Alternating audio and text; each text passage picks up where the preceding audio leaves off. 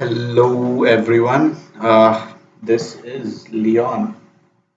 So I'll probably wait a few moments so that the stream catches up with me. So yeah, and we are good to go. So I see a few folks. Hey Sujay, Ayush, and Rahul. So welcome to the first travel photography workshop with the Photography Club Manipal, and also my first time taking over a workshop. So if you have any questions, you can feel free to put them in the chat box, and I will try and take them at by the end of the session. Yeah.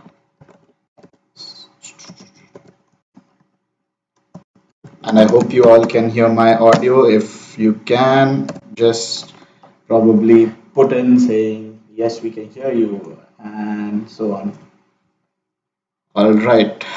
Okay, so I'll just get started in a moment. All right, let's see if all looks good. Yep. And let's get started.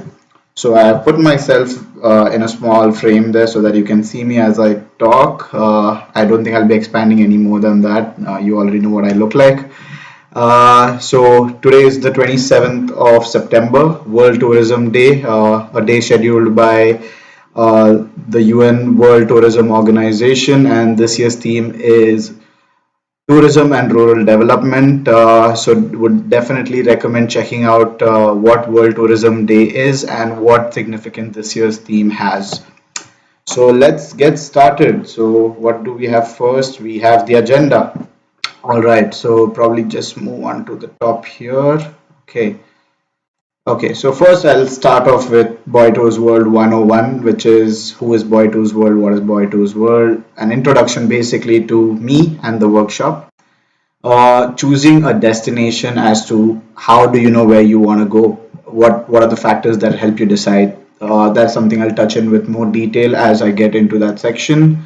Moving in something very key, very important, a lot of requests actually for this one is how do you budget for a trip. Then travel photography, because obviously that is what this workshop's all about. That's the key headliner for this workshop. Travel photography, what I generally follow, what are my practices, is something I will definitely touch upon later in today's workshop. Travel etiquette, very important, and I'll tell you why during when we reach that segment.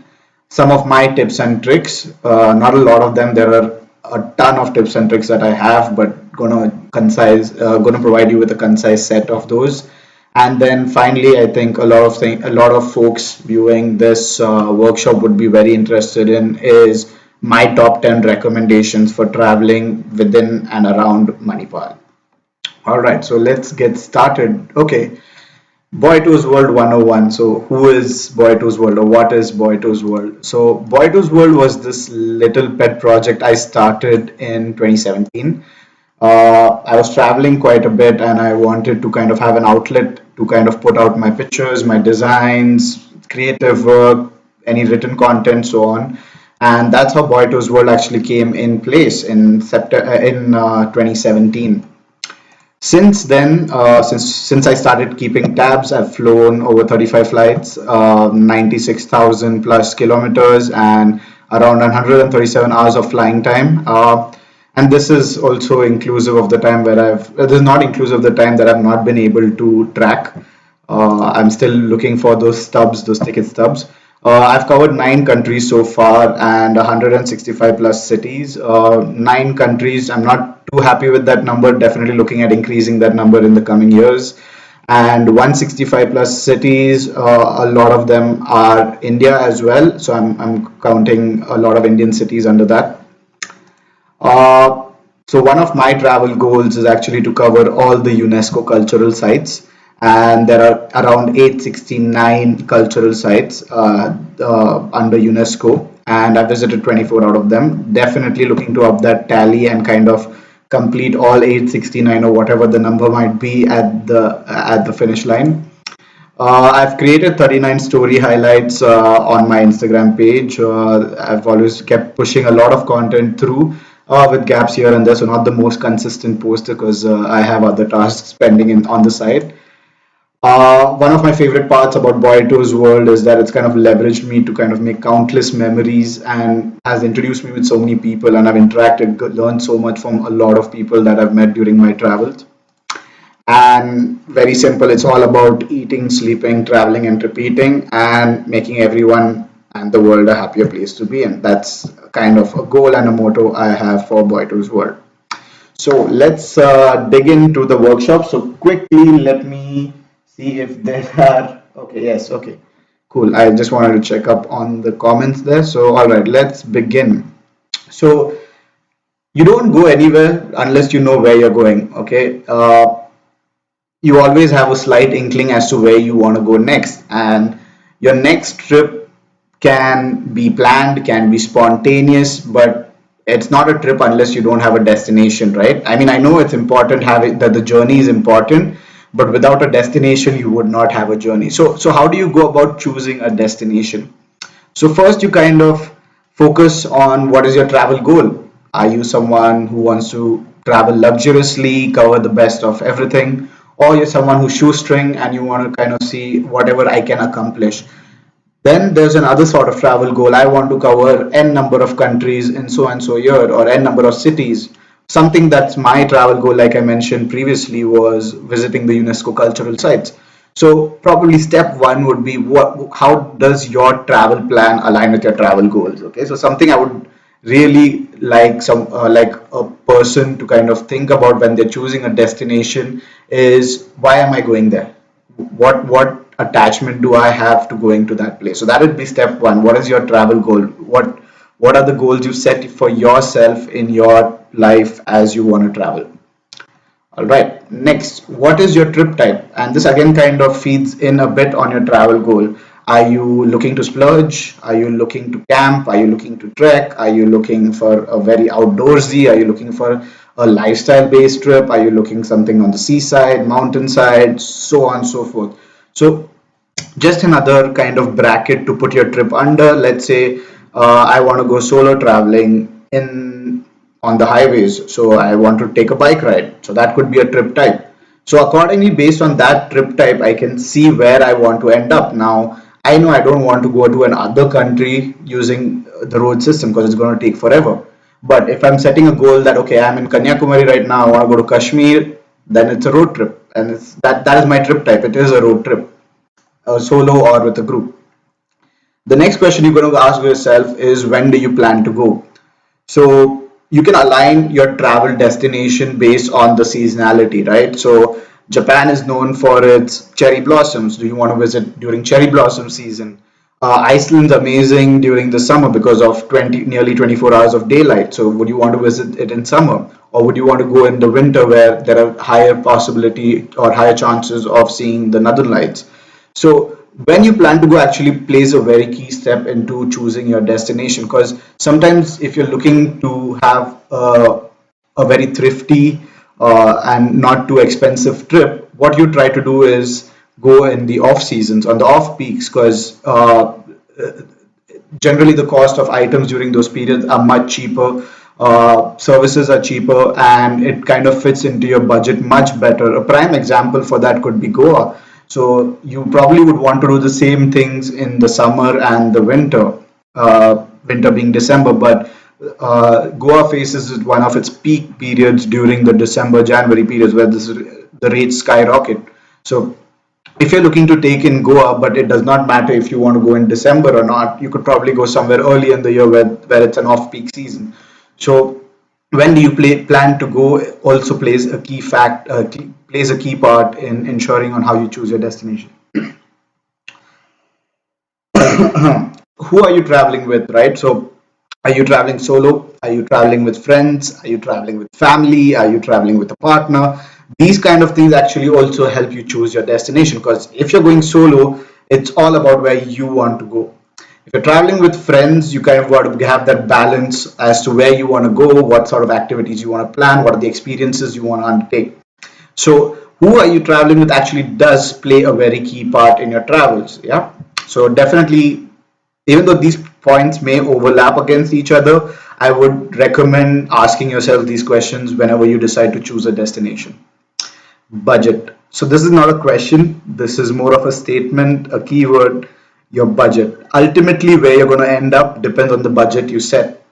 So the more money you set aside for a trip, the more comfortable you could consider your trip to be. Need not necessarily mean that shoestring trips are uncomfortable, but definitely as you look at your budget, you can definitely see how much you want to travel and how far you can travel. Because if you have a restricted budget, probably a domestic trip might make more sense based on your travel goals than an international trip. So budget is definitely a key deciding factor when you're choosing your destination. Next, region and accessibility. How do I get there? Is it easy to get there? Is it expensive to get there? Is it cheap to get there? The region where you want to travel to and how accessible it is something that's quite important, because let's say you're staying out of a hub in India, let's say like Delhi, you're more accessible to direct flights to different countries across Asia and Europe. Whereas if you're staying in probably a tier 2 city, you might have to catch a connecting flight to one of these hubs. And what it actually does is it actually increases your cost, increases your travel time, and that's where another consideration comes in. Is it worth the second? Is it worth the extra flight I need to take? Is it worth the extra money I spend? So region and accessibility also plays a key part in choosing your destination. And sometimes I feel the hidden gems are not those that you find easily. It's something that you might find near you and you just gotta go search for it. So region and accessibility is something I believe is very important when you're choosing a destination. Travel inspiration and research for those who have a destination mind block, right? So you've got a lot of online resources for this. You've got guides that tell you where to go, how to go, what to do, what to eat, what to sleep, where to sleep. Lots of information, and sometimes it's not such a bad thing, right? Because you feel okay, this is a you see someone post a picture or you read an article about a particular destination. Now if you did not have this inspiration, you probably might have never heard of the place, or you might have never been keen to go with keen to go to the place. But after reviewing such content, after doing such research, you have a desire to travel there. So definitely, travel inspiration and research is something you can look into in case you don't have a preset travel goal in mind. And at the end of the day, go with your gut. What you feel is, if you're stuck between two destinations, weigh which one's better. If it's feasible, try and get both done. So just you got to listen to yourself sometimes out there. And worst case, there's always a lot of online material you could refer to, or you could just reach out to me and I could help you out with that as well. Next, very, very important. Like I mentioned, you can't choose your destination without your budget, and that's why budgeting for your trip is very important. So, how do you go about budgeting for a trip? And let me probably remind everyone that you can put in your questions and comments on the chat box. I will definitely look into them periodically. Cool. Yeah. Okay. So budgeting for a trip. Again, it decide on your trip type. If you're looking to go for a luxury vacation, definitely it's going to cost you much more than a shoestring trip, right? So you want to see what kind of trip you're trying to make. If you're going to guided tours, so now you have a baseline as to how much you're expecting to spend, right? So decide on what kind of trip you're taking, and accordingly you should be able to kind of extrapolate estimates from them. Understand the seasonality of your destination. Refers back to the choosing your destination part. And as I provided an example of Goa, you can definitely pick it up in the same context here.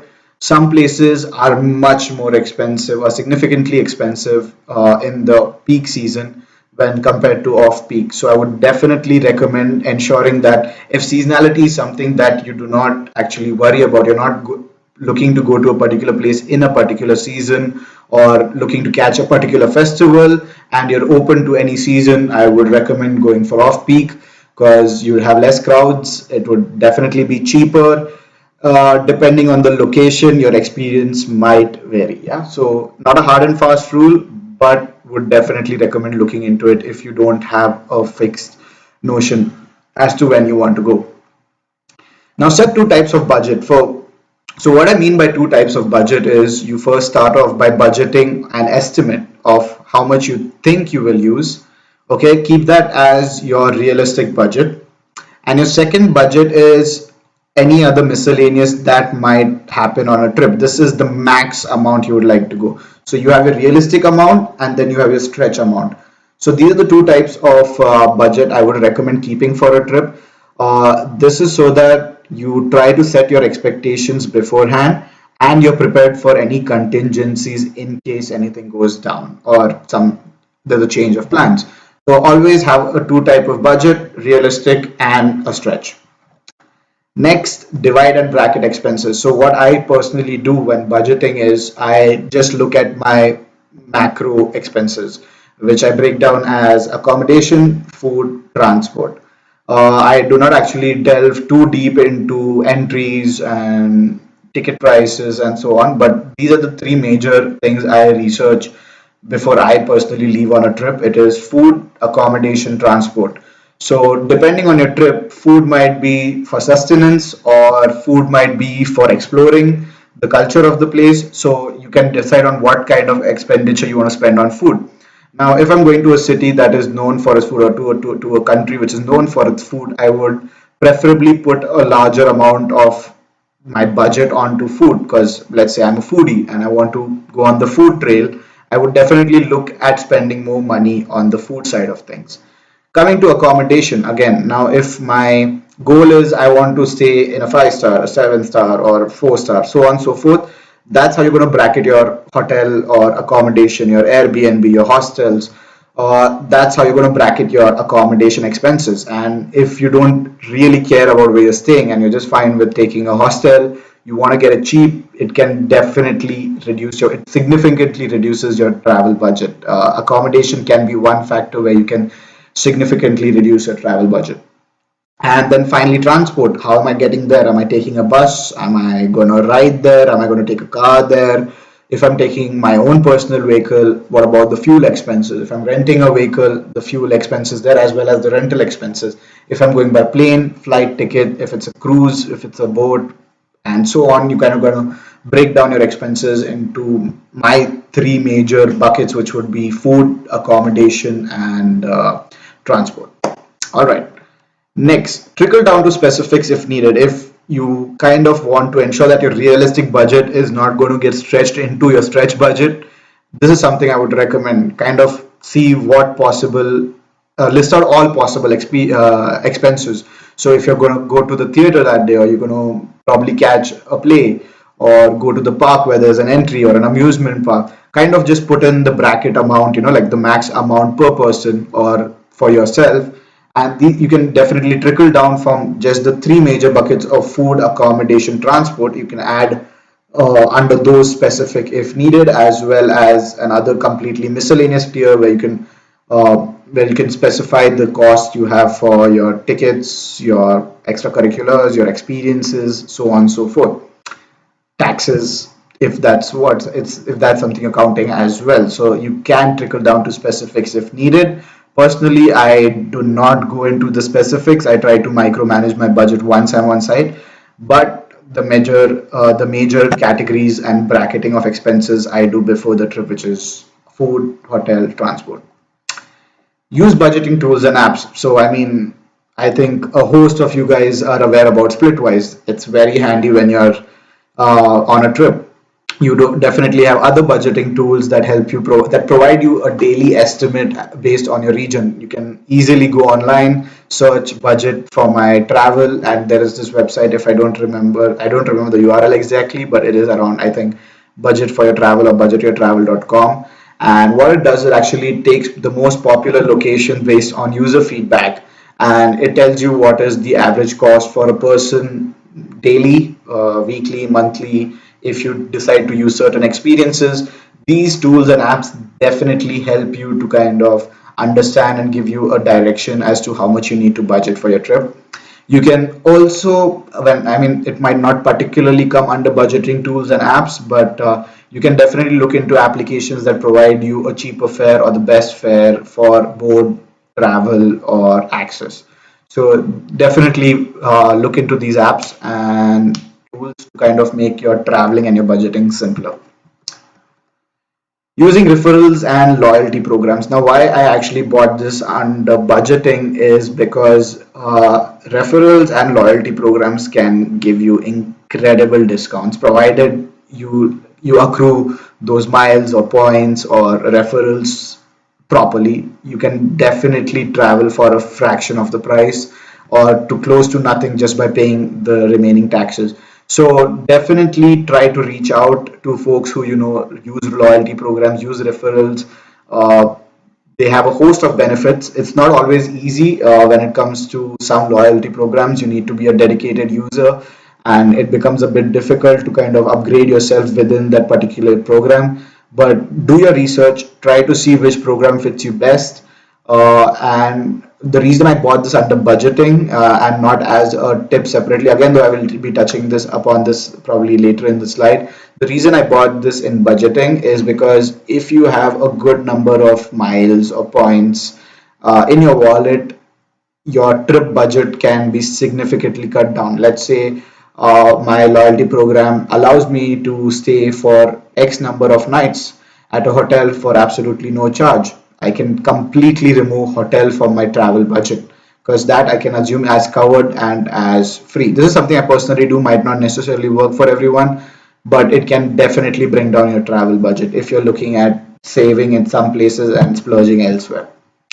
And ultimately save. I mean, as you come through the year, you have that petty change, you have that petty cash, you just kind of put it on the side, save it as a travel fund. That is, if traveling is something you see as a goal, save that money.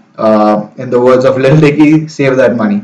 And this is very key. I began traveling particularly because I saved up money. I did not have an extra allowance for travel per se, but I would definitely try freelancing back in college or try to get some part time work where I would get some amount that I would save up and then use on my road trips for bike rentals, food, lodging, so on. So saving is definitely key to having a budget. If you don't have money saved, it is going to be very difficult to travel. You don't want to be dependent on someone. So definitely my recommendation, number one tip, when you want to travel, save and travel. Now to the travel photography part on how I travel, photograph, capture my memories and moments. So before I move, let me just quickly check back into the comments. Yes, saving is difficult but important. Yes, so that is definitely true. Yes, saving is quite difficult, especially when you are in college, because you got to move out, party, enjoy. But the best part about I don't mean to paint the coronavirus in a positive light. It has given us more opportunities to save money. You're staying in without moving around a lot. So use this as a great opportunity to save that money. Okay, travel photography and how I go about it when I'm traveling. So sometimes you have absolutely no idea what's waiting for you at a particular destination, right? So definitely looking into some inspirational works or doing some research about the place can help you with your composition. Some information which you can get by researching is, are there any particular viewpoints? Are there specific accesses? Do you need a permit to cover the location or to take pictures of the location, to shoot at the location? Do you need to have particular gear? Do you need to be compliant with certain items? So researching a destination before getting there is something I would definitely recommend before you move out to take pictures at a location. Because to be honest, a lot of places do let you take pictures helter skelter without worrying what content, but then there is an exact opposite side of that as well, where you could get into trouble or your gear confiscated if you don't have the right permits. So always research your destination before getting there. Second, have a backup. Have a backup camera, have a backup SD card, have a backup charger. Ensure that there is always a failover. And one particular example I would love to give would be Iceland. During my trip to Iceland, I did take my drone and I decided to do aerial photography. And that's when I realized that there was an issue with the connector on my phone to the drone remote. And because of this, I was unable to capture as much aerial footage as I wanted.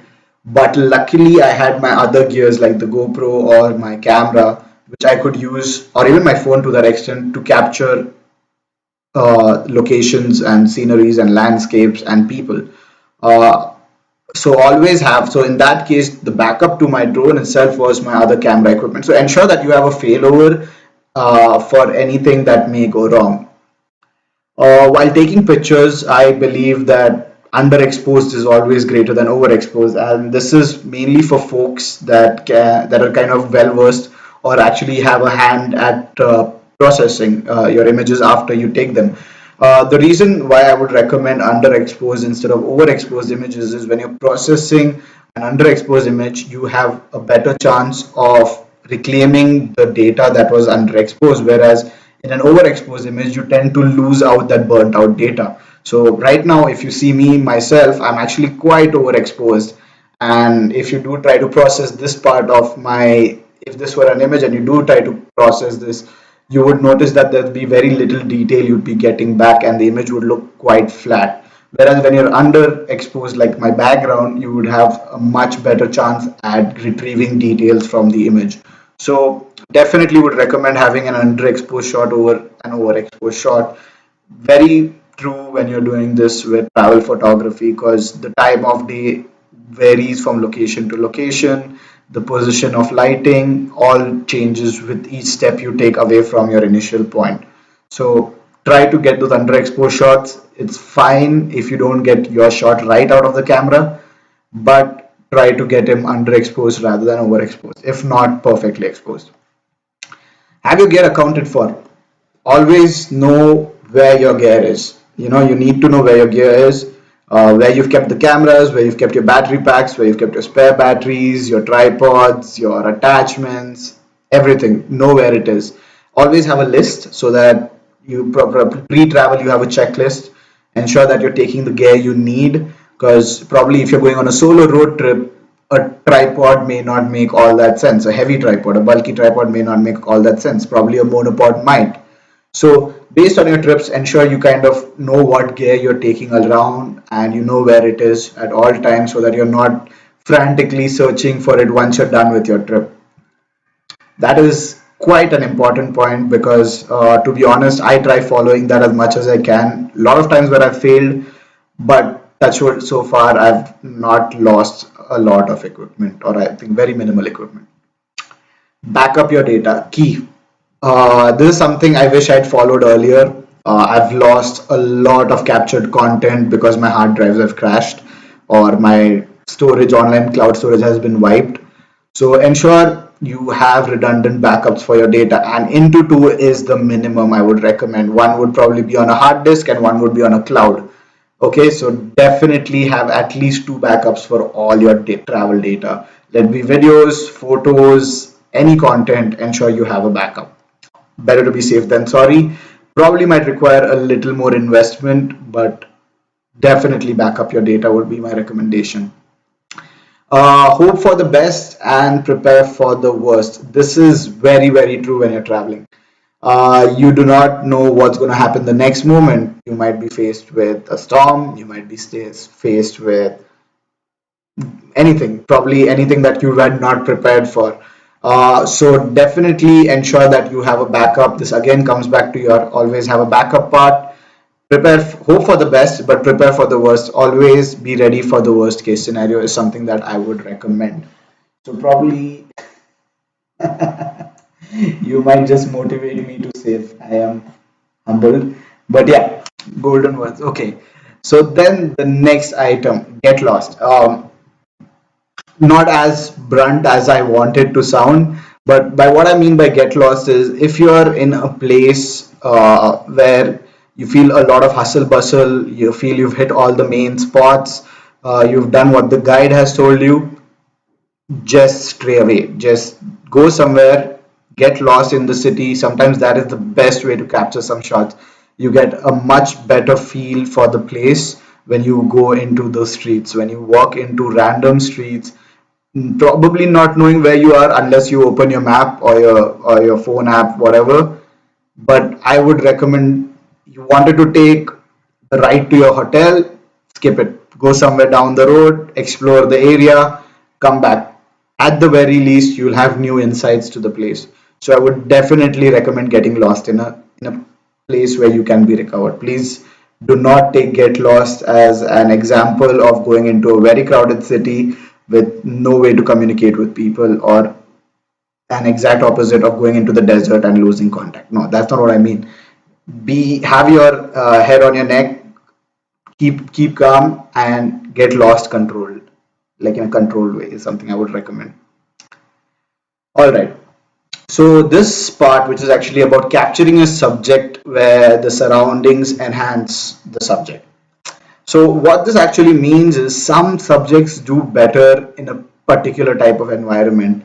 Now, you generally see London as something that is overcast, moody, and that actually helps kind of emphasize on your subject, which could probably be the Big Ben or the red double-decker bus or even the London Bridge. So it's very important to try and capture your subject such that the surrounding emphasizes it. It brings it into that required mood.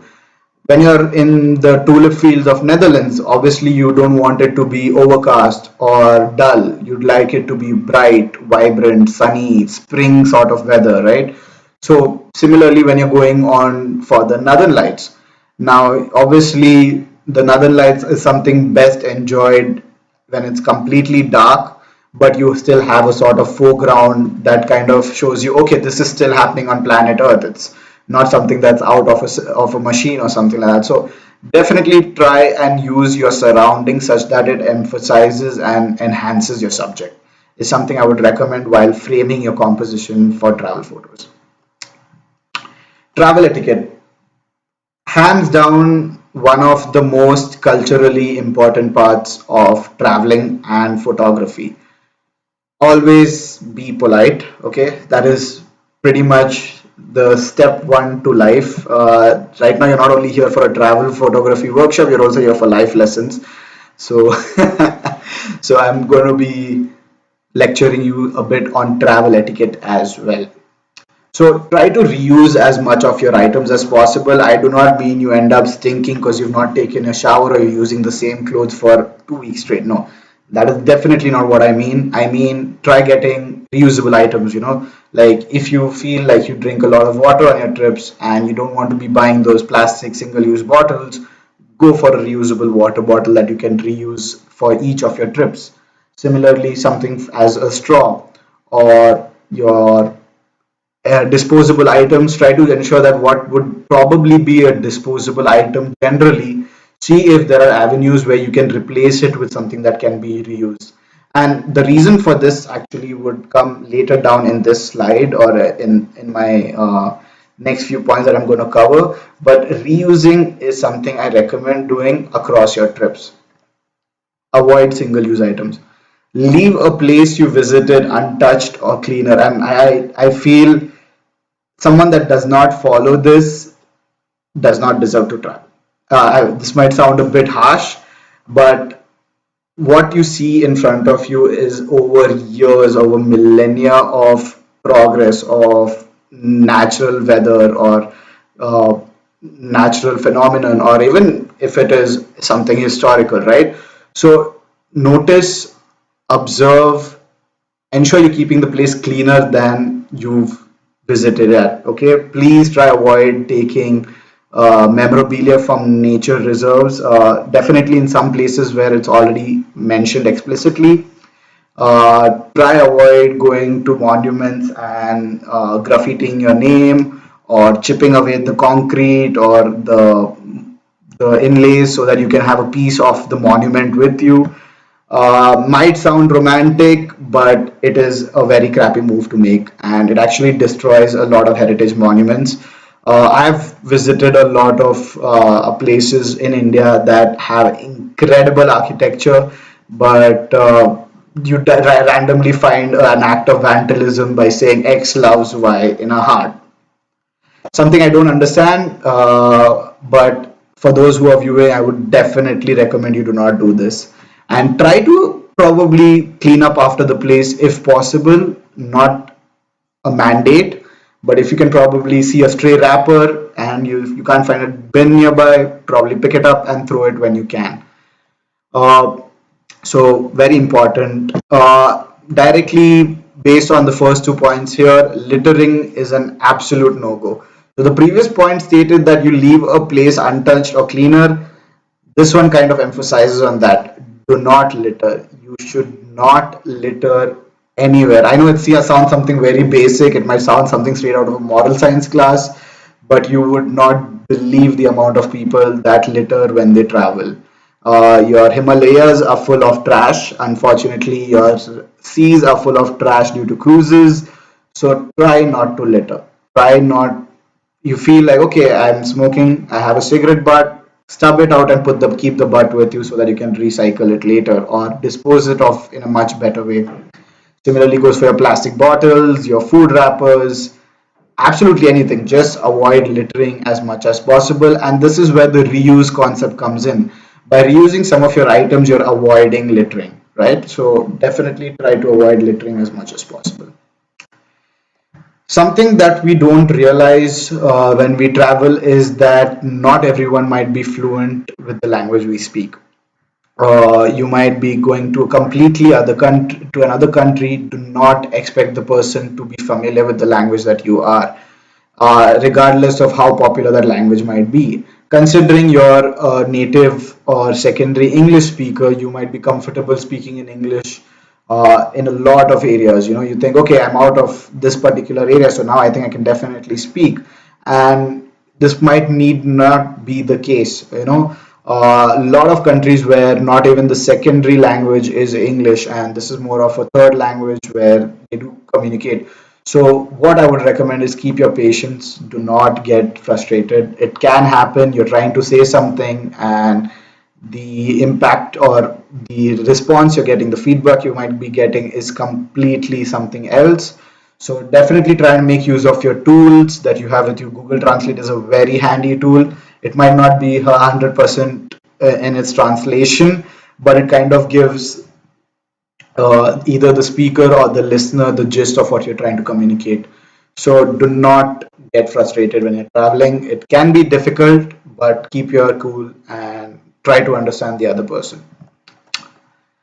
Be dignified while visiting heritage and historical places of interest. This is actually one of my favorite ones, right? Like it's again going back to the X loves Y on some monument, or sometimes the reasonable expectation when you're visiting a place of historic or heritage importance.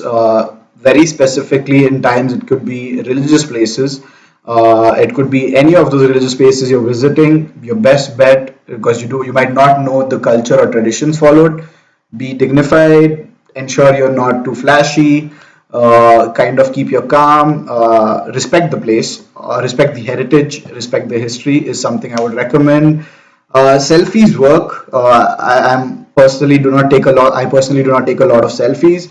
But when you are taking selfies, be mindful of where you are, because in certain countries this might be taken as a sign of offense when you decide to pose with your back to a particular deity. So definitely be mindful, be in the present when you're visiting places of historical or heritage place of interest. And very simply, be nice. It costs nothing to be nice to people. uh, you be nice to them, they're going to be nice to you. Probably you might get an insider tip on how something might be done, and you would learn a lot from the people around you. So be nice. One word. uh, so I probably just dash back quickly to the comments. Yes, all of India does need to listen to that craving carvings part. Yes, I agree. I think every monument I've visited so far has had a carving in the wall.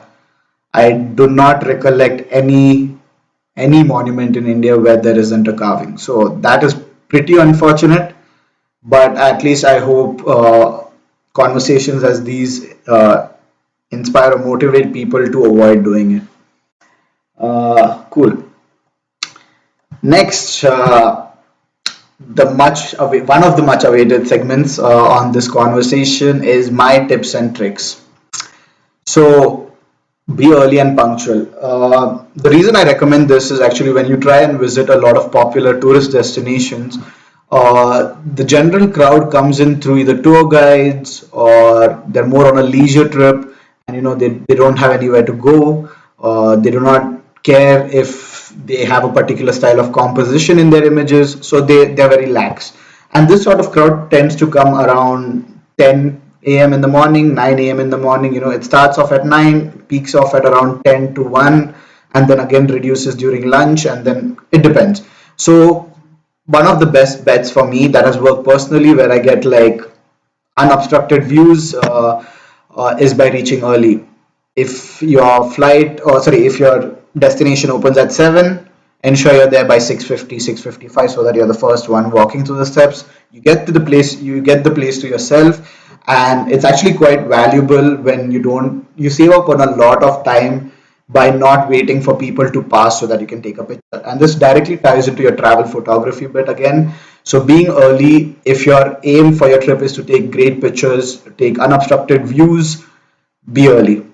Sometimes there are some settings where you need people to be there, then do the converse. But generally, for me personally, I prefer very few or no humans in my composition, so I try and get to a place early.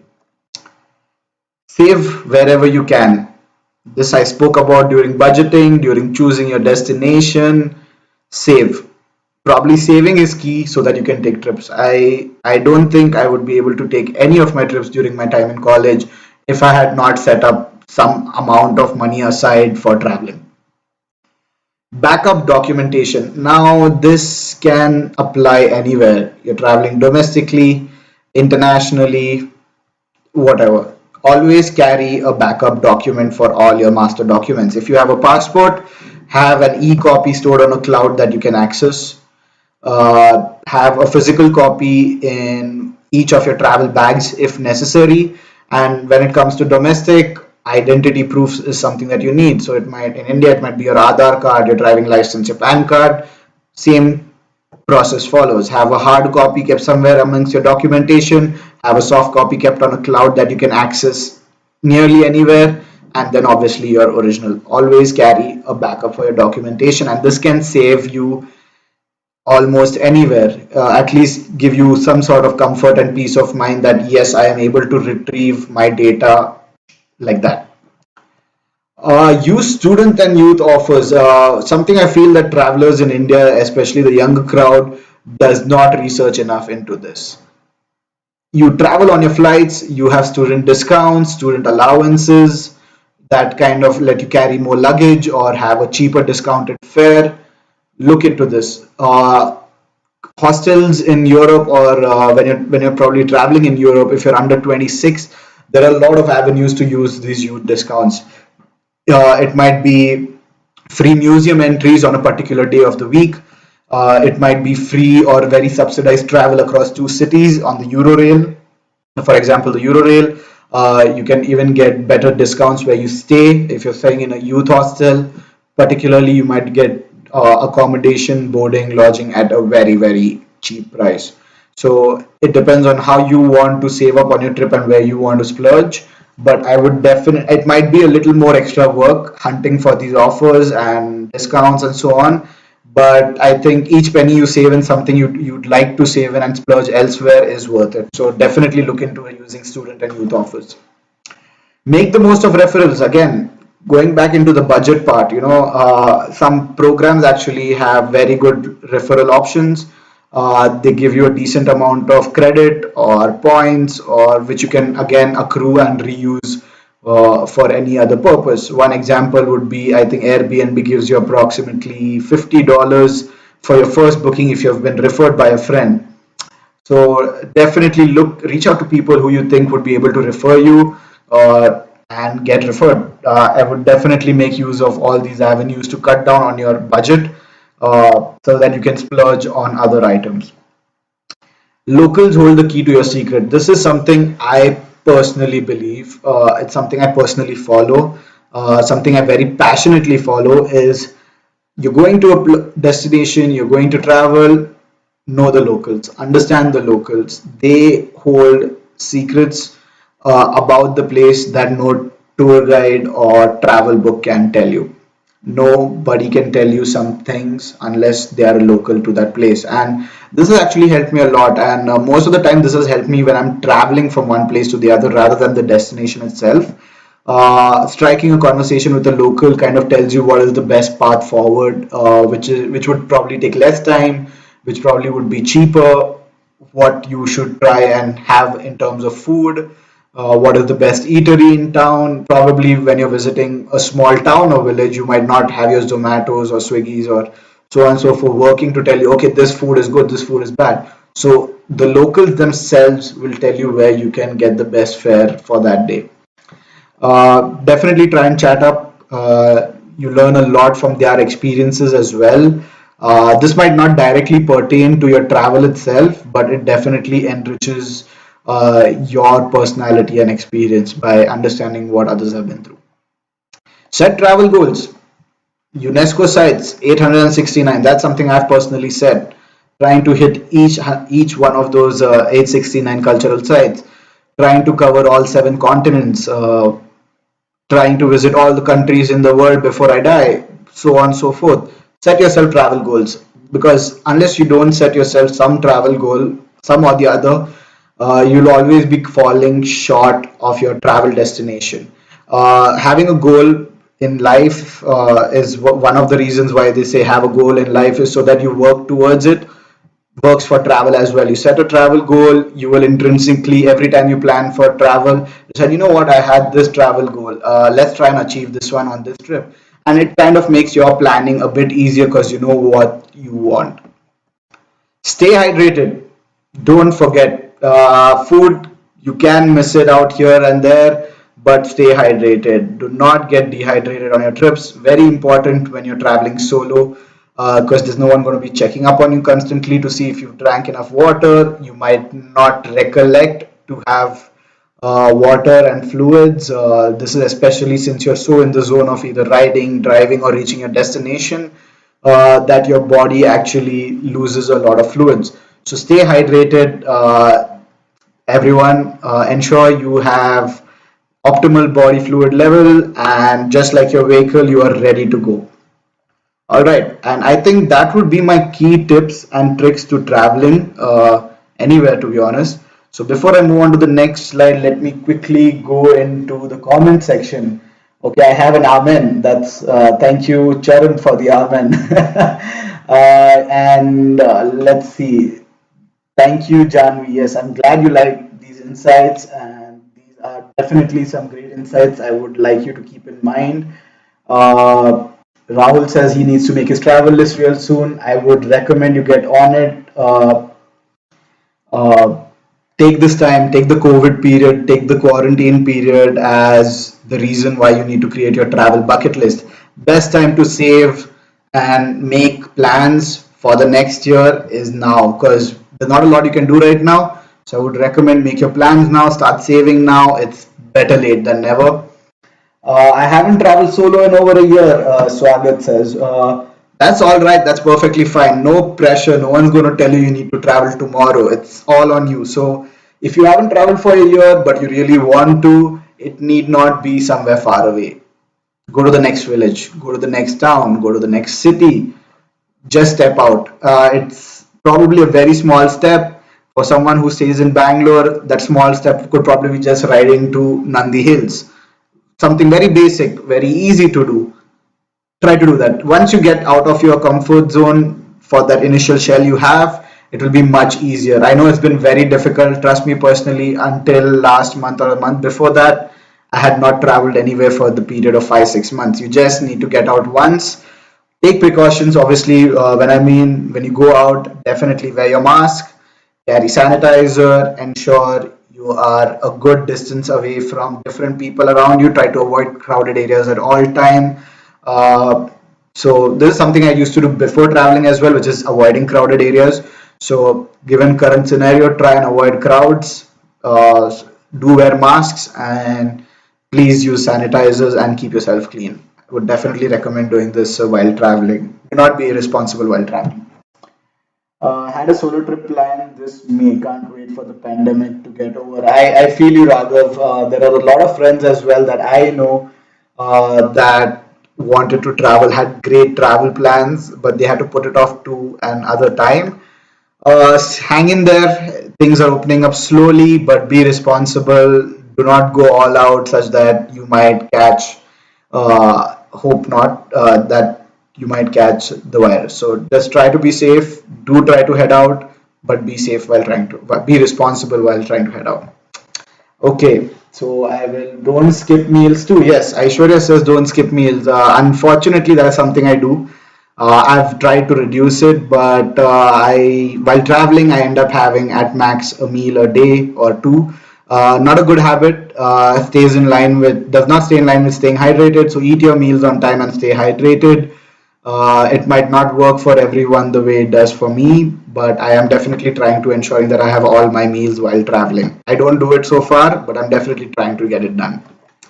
Okay, one of the most awaited segments. You'd like to know what my recommendations are for traveling in and around Manipal.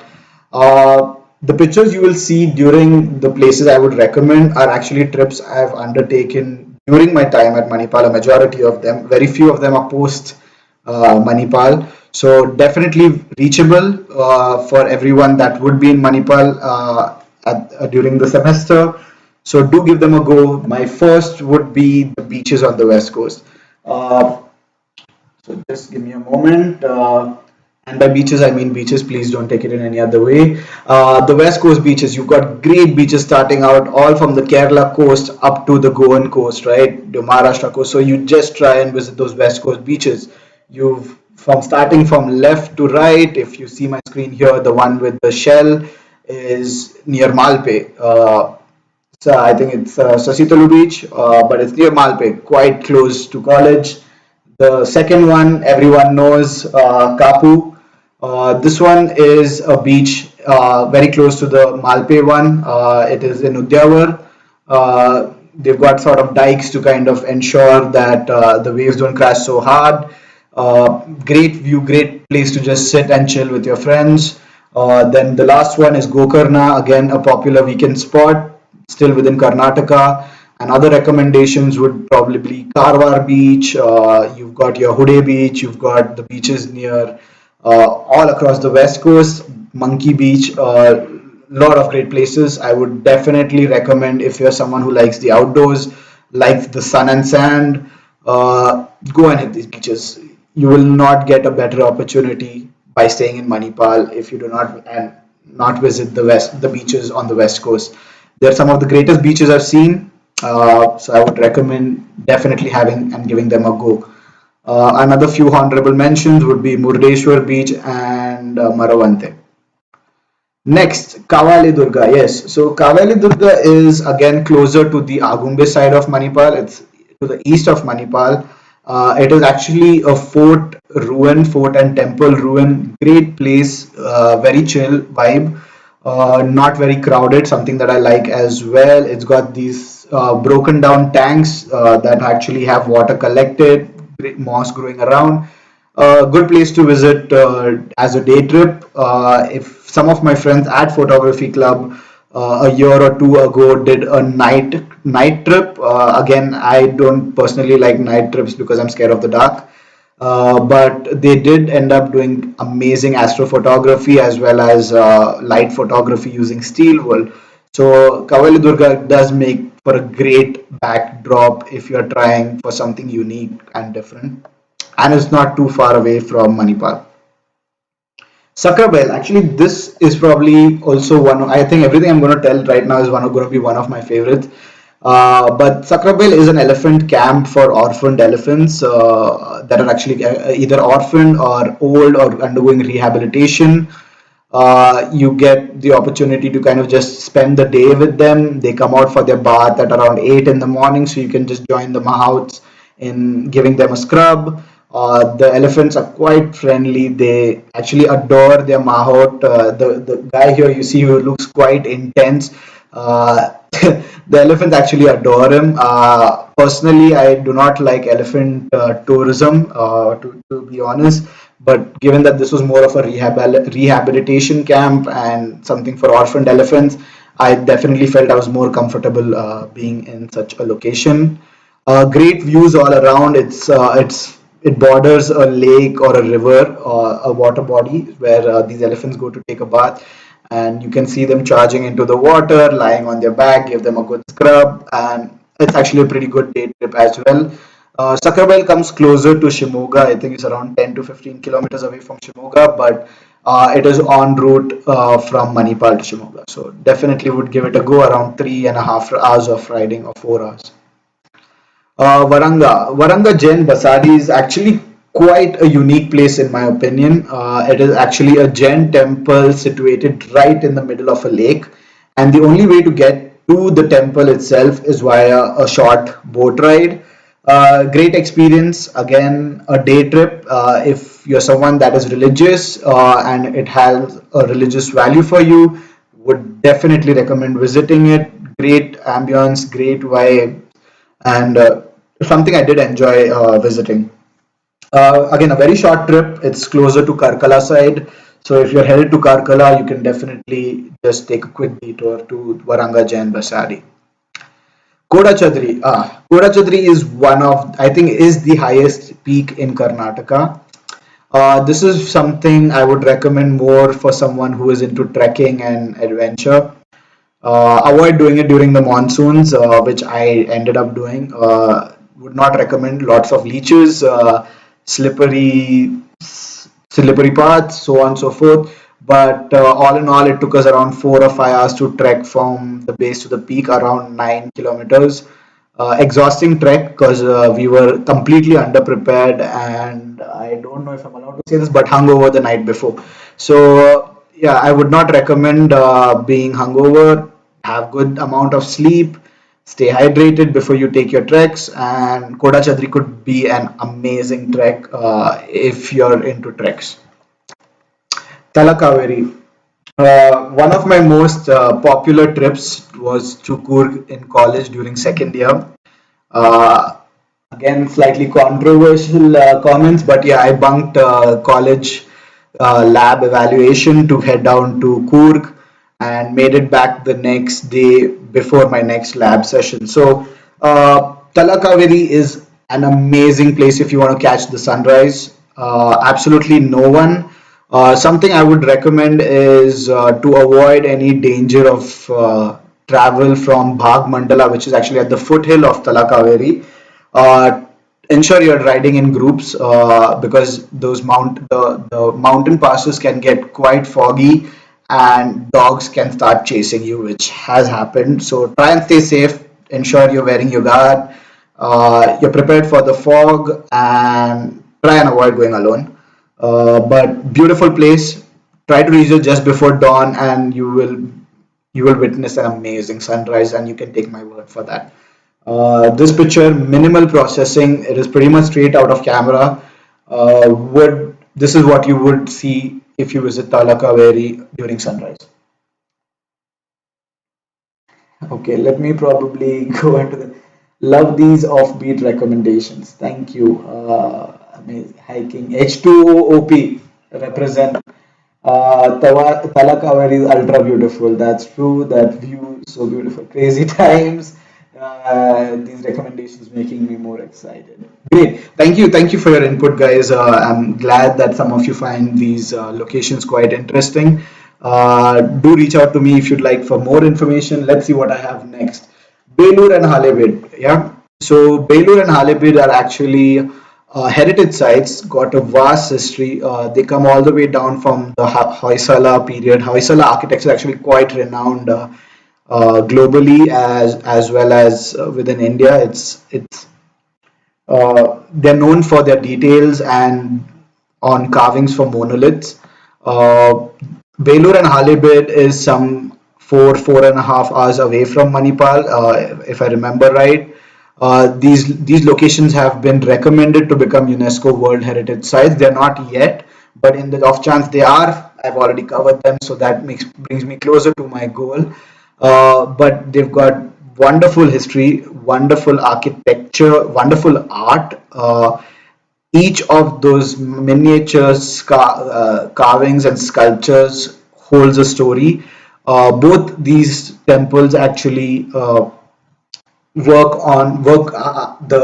outer architecture is based on the Mahabharata and Ramayana, and you could see actual stories visually sculpted onto those walls. So I'm running out of words to describe the sheer magnificence of these structures.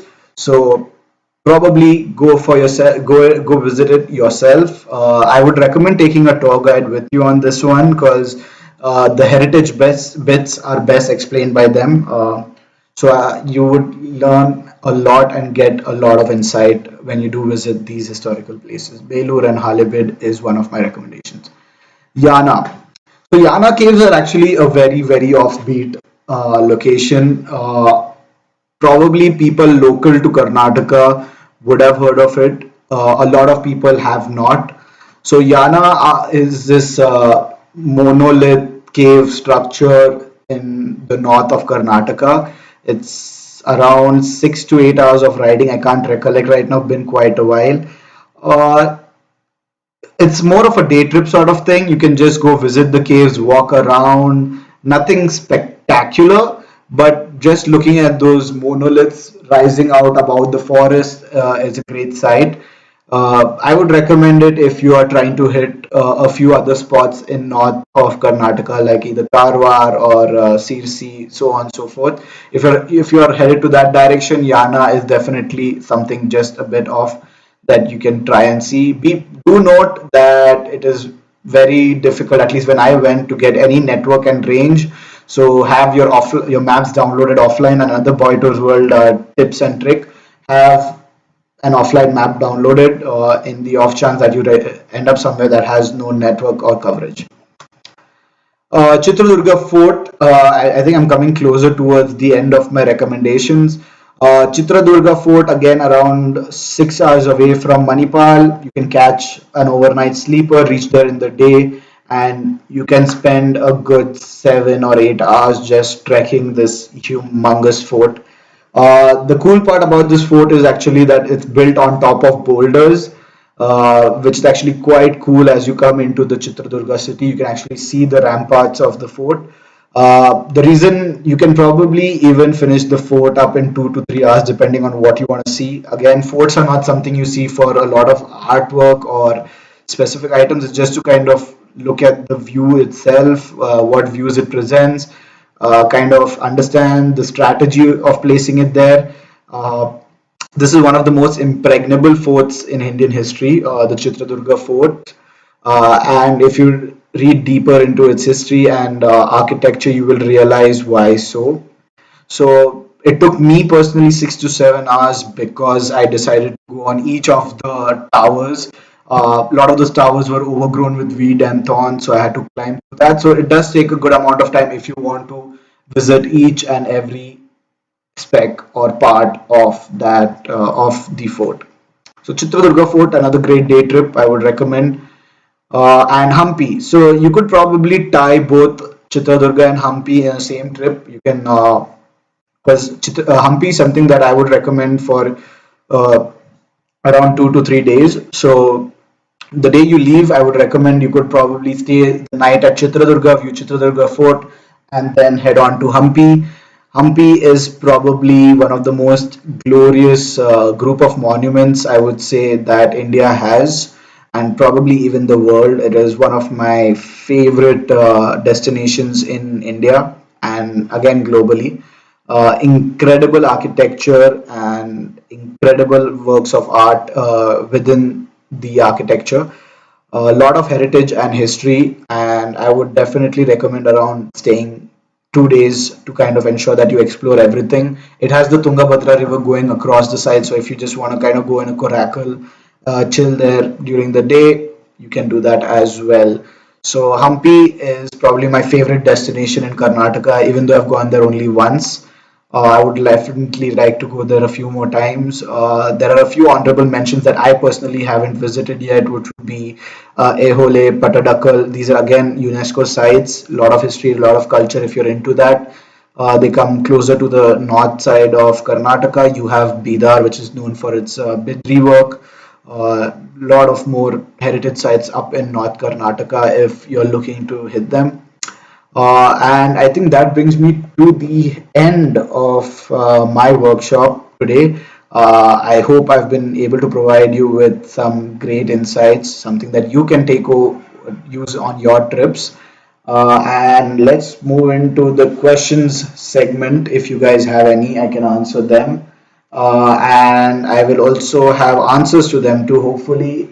So definitely, if you have any items, let me know. Any questions? Hippie Island, yes, that's a shout out to Humpy. And if I remember right, the last news I got is that they'll be clearing out Hippie Island, unfortunately. So something we need to check out. Your year is sorted now after reaching Manipal. Lol. Would love to go. Thank you. I'm glad that who all joined enjoyed the workshop. Definitely stay tuned to the photography club for more. Do stay tuned to BoyToursWorld. You can catch me on Instagram. You can catch me on DMs. You can catch me on WhatsApp, Facebook. Name the platform. I'm there. Any questions? I'll probably wait for a bit for those questions to trickle in if you have any. And just let me kind of also give a shout out to the incredible team at the Photography Club Manipal for hosting this session, taking their time out of their weekend, and also helping me throughout with building the assets for the workshop. All right, so just give me a moment. There is also the photography club is also collaborating with OnePlus, and this is for all that are interested. This is an initiative where you can post pictures of your memories at campus, and you can also be featured on OnePlus SAP's Instagram. Make sure you use the hashtags campus shot on OnePlus, OPSAP, Mahe underscore Manipal. You can also add these hashtags to your previous pictures, and every time you do submit or want to put in an entry, you could fill a form for each entry. So I'll be posting these details on the chat. So just give me a moment, and here's one, and let me send in the link. So for all the folks that are interested, great opportunity. Get your work featured by OnePlus. I think I might actually try doing that myself as well. And let's see, any questions? No. Oh, how much money have you spent on your trips? Just a rough idea. Okay. All right. Ballpark figure during college. I think on bike rentals alone, I've spent over 60,000 rupees purely on bike rentals because I didn't have my own ride. So around 60K, and I used to do a lot of shoestring trips. So my food and board would be under 1,000 rupees a day. I try to save as much. Someone mentioned that eating all meals. The reason I used to save up was because I didn't eat all meals. Would not recommend doing that. But yeah, I've put down a good amount of cash. Have you ever ruined your gear during travels? Okay, so I have crashed twice. If you want to count that on a bike, yes, I have fallen twice. I would not recommend the Avenger 220 Cruise.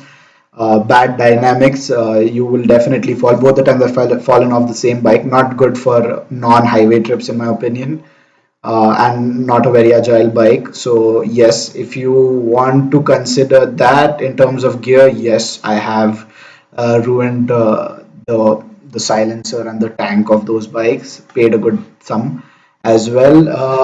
Other gear. So I generally try and be as cautious with my gear as possible. I'm not the most cautious person out there, but I try and be.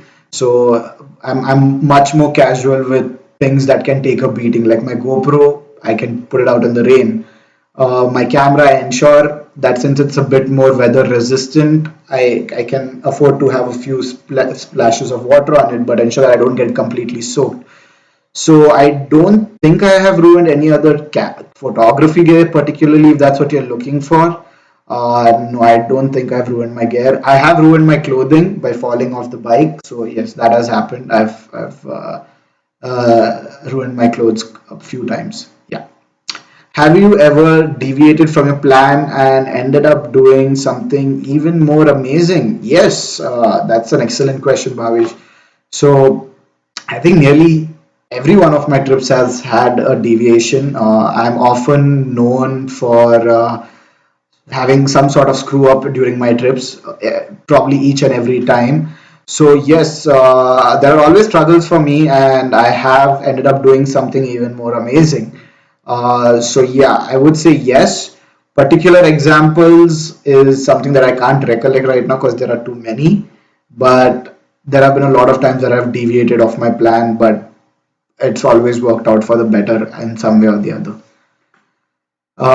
Yes. Do you? Thank you for the workshop. Okay. Best place for street photography around Manipal. So I'm not a very street photography guy with myself or a portrait.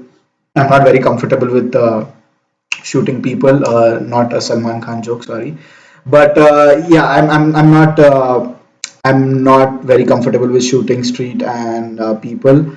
I try using abstract and architecture more, but if I had recommendations for street, I think would be one of your best bets right there because it is a huge cultural hub. It's a temple town, amazing activities, festivals, people going about their daily jobs. If you want some more street photography, the docks at Malpe would be a recommendation, and even Mangalore for that fact. The ports of Mangalore and even the Mangalore city would be a good place to start off street photography near Manipal. Okay, how do you decide what gear, camera lens to take on a trip? Is there a go-to set of equipment you fall back on when you don't know what to take? Okay, I don't know if you heard the question, but I can repeat that. How do you decide what gear, camera lens to take on a trip?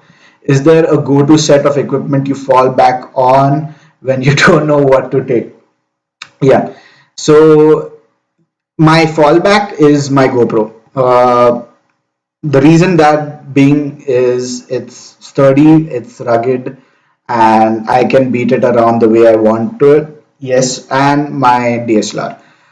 So regardless of how good your action camera is, there are some things that you can just do way better with your DSLR, mainly because of the ease of use when it comes to manual functionality. So my minimum for photo trips at least is the DSLR and the GoPro. Drone has a lot of paperwork or sort of unclear rules and regulations in India. So to just reduce the risk, I don't travel with it a lot unless I'm traveling on the road. It's much easier to take it in your backpack. Uh, Camera lens, again, I'm not an expert when it comes to equipment. I work with what I'm comfortable with. So I am generally good with a standard kit 1855 lens for regular landscapes.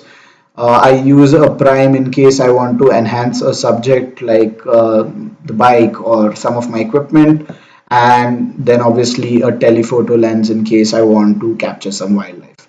But I think I definitely, when it comes to the DSLR, mainly rely on my kit lens, which is an 1855. Yeah. What is a good destination for road trips? So this is actually it depends on where you are right now. It depends what you're referring to, but let's say I'll take the example of Manipal. If you're onto the driving segment of the road trip, I would definitely recommend going from Manipal to Dharmasthala. Probably not for Dharmasthala itself. Again, Dharmasthala is something that you'd visit if you're more of a religious person and you want to be there for a particular festival or a heritage reason. But the roads from the Belman highway that you have when you come in from Manipal all the way to Dharmasthala is really good, and you also get this small ghat sort of section, which is a lot of fun to ride on. Good curves. Again, this is a recommendation for bike. If you are looking for car rides, I think the whole Kundapur Mangalore highway is immaculate. Uh, you've not heard this from official sources, but good road for speeding a bit. Uh, Provided it's clear, good signage. So definitely road trips. And again, one of my favorite road trips was Hampi. Back then, there was no good roads. The Agumbe highway was under construction. So we it was either under construction or just completed construction due to extreme damage. So we went using those roads, which were pretty bad and pretty nasty near Shimoga. But I think those roads have become much better now. So if you're looking at good road trips from Manipal, I would definitely recommend going to Hampi, Chitradurga, some of these far off places as the road systems have got much better.